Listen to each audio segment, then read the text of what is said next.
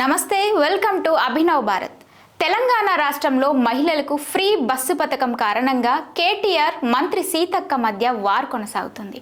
అది చిలికి చివరకు కేటీఆర్ సారీ చెప్పే వరకు వెళ్ళింది. ఆ వివరాలేంటో చూద్దాం. తెలంగాణలో కాంగ్రెస్ పార్టీ అధికారంలోకి వచ్చిన తరువాత కీలక పరిణామాలు చోటు చేసుకుంటున్నాయి. ఆ పార్టీ అధికారంలోకి రావడానికి 6 గ్యారంటీలతో పాటు కొన్ని సంక్షేమ పథకాలు ముఖ్య భూమిక పోషించాయి అనడంలో సందేహం లేదు. అయితే అధికారంలోకి వచ్చిన తరువాత గ్యారంటీలను కాంగ్రెస్ ప్రభుత్వం గాలికి వదిలేసిందని, కేవలం మహిళలకు ఫ్రీ బస్సు స్కీమ్ మాత్రం సమర్థవంతంగా నడిపిస్తుందని ప్రతిపక్ష బీఆర్ఎస్ సెటైర్లు వేస్తూ వస్తోంది.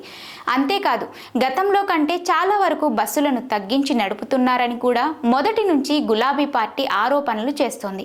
బస్సులను తగ్గించి ఉచిత బస్సు పథకాన్ని అమలు చేయడం అన్యాయమని, మహిళలకు బస్సుల్లో ఇబ్బందులు ఉండకుండా ఎక్కువ బస్సులను పెంచాలని బీఆర్ఎస్ నేతలు డిమాండ్ చేస్తున్నారు. అదే సమయంలో బస్సుల్లో బీడీలు చుట్టుకుంటూ వెళ్లడం, ఎల్లిపాయలు పొట్టు తీయడం, జడ అల్లుకోవడం లాంటివి సోషల్ మీడియాలో వైరల్గా మారడంతో దీన్ని ఆసరాగా చేసుకొని బీఆర్ఎస్ మహిళలపై సెటైర్లు చేసింది.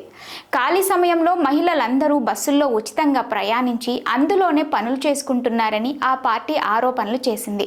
ఇక లేటెస్ట్గా కేటీఆర్ మంత్రి సీతక్కకు కౌంటర్ ఇస్తూ బస్సుల్లో అలాంటి పనులు చేయడం తప్పు కాదని, ఎక్కువ బస్సులు పెంచాలని కోరుతున్నామని అన్నారు. బస్సులు ఎక్కువ పెంచితే అదే బస్సుల్లో ఉచితంగా ప్రయాణిస్తూ మహిళలు బ్రేక్ డాన్సులు కూడా చేస్తున్నారని ఈ మాటలతో దుమారం రేగింది.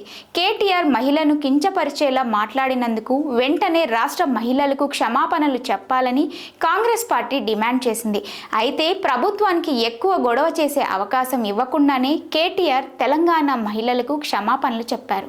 నాయకులారా, మీ పనితనం మీ అధినాయకులకు తెలియజేయాలనుకుంటున్నారు. ప్రజలారా, మీ సమస్యలను మీ నాయకులకు తెలియజేయాలనుకుంటున్నారు. ప్రజా సమస్యల పరిష్కార వేదిక మీ అభినవ్ భారత్.